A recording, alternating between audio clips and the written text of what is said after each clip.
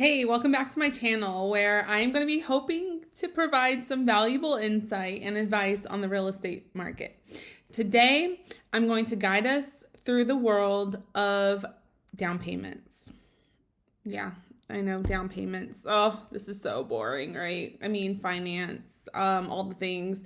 Well, I think that this will be a very interesting talk, especially for those prospective buyers out there who think they have to have 20% down to buy a house, which I personally thought that myth had been debunked a long time ago. I've been talking to a lot of buyers lately. Nope. A lot of people still think they have to bring 20% down. But let's take a look at it. If you're a prospective home buyer or just a real estate nerd like me, stay with me and check this video out. Are you listening?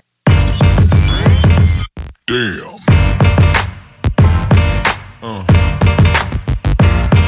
Yeah. Let's start with the basics here. I know this is going to be really boring for some of you, but let's start with super simple here. What is a down payment? And how does it relate to buying a home? So a mortgage down payment is basically a percentage of the total purchase price of a home that a buyer pays upfront in cash. So when you go to the closing table, you're signing all your documents, you're going to bring that money or wire it to the title company.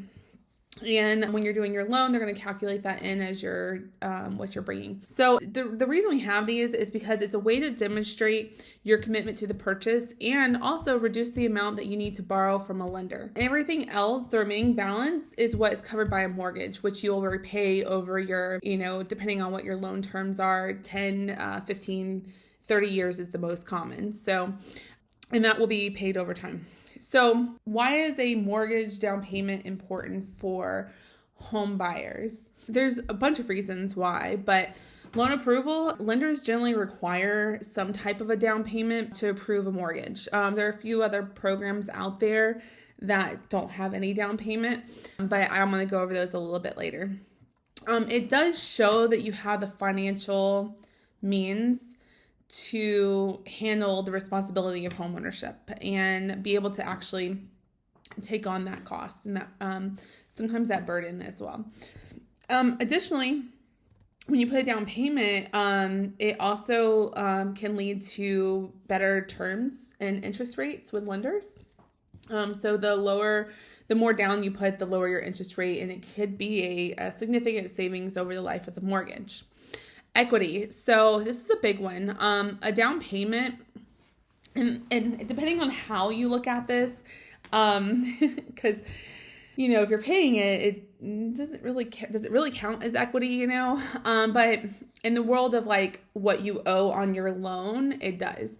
So you'll immediately have equity in regards to the home mortgage. So an equity is the difference between the property's value and the amount you owe on the mortgage. So having equity gives you financial stability and the potential for more borrowing power. Additionally, if you put 20% down, there's always exceptions to the rules, so just keep that in mind.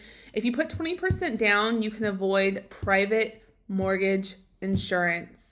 Okay, what is private mortgage insurance? Basically insurance for your mortgage. And it can cost several $100s a month. So it could be a significant savings to put 20% down on a home if you can avoid that private mortgage insurance.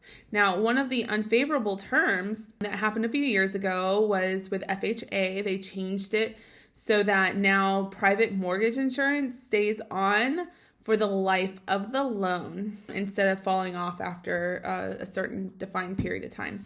So that's kind of a bummer with the FHA loans. And I think, to me, FHA, I feel like is really out there to help people who can't qualify for conventional loans. And I feel like it's just making it harder when they do that for people who are already lower income and don't have a lot of savings and stuff like that. So it's kind of PMI thing. It's really frustrating for me. So there's a lot of factors that go into determining what you should put down on a home. Okay. So a couple of things is your financial situation. We need to assess your current financial situation, including savings, income, monthly budget, and really determine what you're comfortable with. And, do you have your emergency fund? Are you taking this out of your emergency fund? Are you taking this from a 401k? Where are you getting these funds? Is it money you've just been saving? So we don't want to jeopardize someone's financial stability in both situations. We don't want you putting too much money down that you don't have a savings. And we also don't want you putting too low of amount that your monthly payment is going to be too high or uncomfortable for you while you're trying to live every month, And sometimes, we have hobbies and kids that's not counted. Like those types of things aren't counted in your monthly debt to income. And so you might be able to qualify for a higher amount, or you might be able to, your payment might be higher with a less down payment, but that means you would have to give up your kids going to ballet, or you not going golfing or doing tennis lessons, or, whatever it is that you enjoy doing. So we want to make sure that you're not giving up lifestyle, because I feel like that's so important. You want to make sure that you're not house poor, and especially when you're talking about monthly finances. Affordability. So we need to calculate the upfront cost of homeownership. So we need to also include stuff like closing costs, moving expenses, potential repairs, and we need to make sure that you have enough of those. So like I said before, you don't want to deplete your emergency fund, because when you move, it's expensive. Like if you're hiring a moving company to move all your stuff, and we all know we have too much stuff, okay? That's going to be a couple $1,000s to do that. And then, inevitably, when you move into a house, you're going to want to change things. You're going to paint, put new curtains, blinds. Something might break that you weren't expecting. It was working fine before, but suddenly the air condition isn't working. Well, you can't call your landlord anymore. So we got to make sure you have funds available for those things. And if you don't, I have another trick or tool that can be used to kind of help with those things in the first year. Also, you want to consider your long-term goals, how long you plan to stay in the home, and what you plan to do with your future real estate investments. So again, all of these things make a big difference. I know back about a year ago, they started increasing these rates. So about a year ago, I frequently told my people, hey, put the low down payment. You're borrowing money at like 3 or 2%. At one point, it was insane. You're never going to borrow money that inexpensively. It just makes no sense to put so much down on those houses at that point. Especially if you're into investing and stuff and like making your money work and grow for you, you could have taken that down payment money and put it into some type of investment and made a heck of a lot more than what you're paying to borrow that money for. So I know that's like high level concepts there, but the point there is sometimes even now with our like 5-6-ish%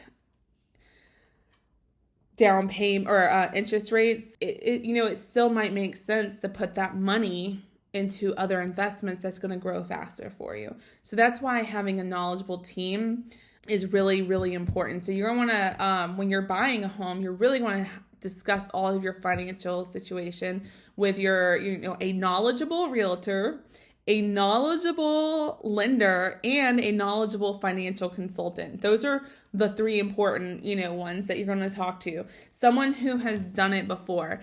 Don't go talk to Aunt Sally, who has never bought a house before and doesn't invest and doesn't really know much. You want to talk to people who have been where you are. So just keep that in mind. That's very important. A lot of family and friends, they want to offer advice with good intentions, but I hear it all the time, it's not good advice. And there's even a lot of these financial gurus who I like some of his principles, but he is a adamant 20% down guy. Don't buy 20% unless you got 20% down and you do a 15-year mortgage. But that was horrible advice. If you had bought 2 or more years ago as opposed to now, because you want to save that 20%, you would have saved significantly on the price of the home and significantly on the interest rate that they're paying. So for people who would have bought,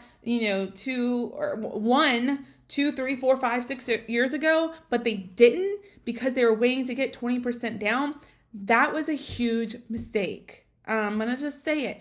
Yes, it's great to be financially responsible and it's great to put 20% down, but your equity in the home would have grown more. You would have borrowed the money for less. I mean, that was just horrible advice. And that's why I don't like blanket statements, because these blanket statements don't apply to everybody. So yes, for some people, and don't get me wrong, I get why he says these things. I get it, because you need hard and fast rules in his line of business, and he needs a one size fits all concept for people, but that's not the reality of most people's lives. And he's pulling people out of financial debt and putting them in financial freedom.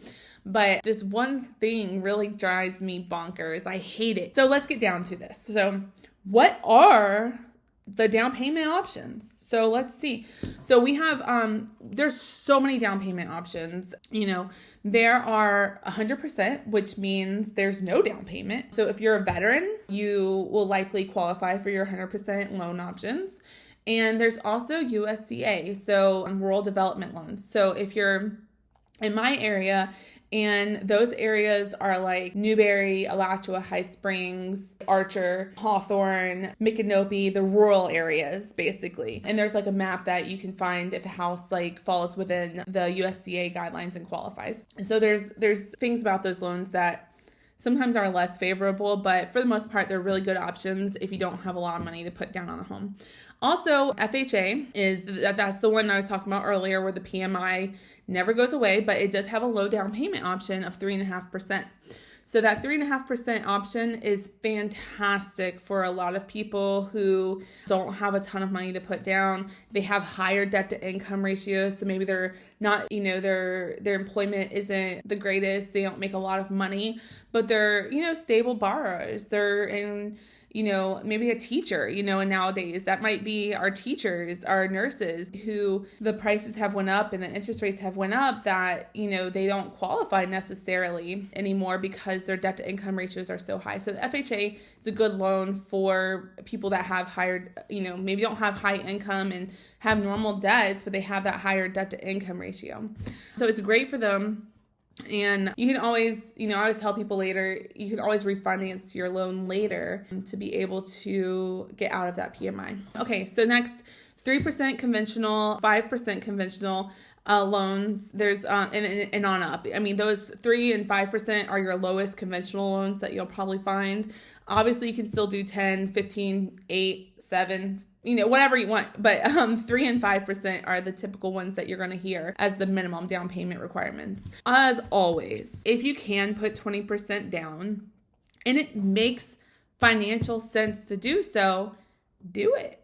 Go for it, guys. I love it. I mean, put that money down and, start working at home to get it paid off and leading to financial freedom. So there is a lot that goes into financing, investing, down payments, lending, all the things. That was a quick rundown. I mean, it was fast. Just remember, when you're embarking on the journey of homeownership, you want to talk to experienced professionals to help you make an informed decision. Listen, I hope that's all I got for right now. I hope you guys found that this video was helpful. If you did, please give me a thumbs up and share with your friends and family and anyone who you know who might be buying a house. Really appreciate it. And please subscribe if you like this video and you want to learn more about real estate, or you just are an investing real estate nerd like me. Anyways, see you next time. Bye.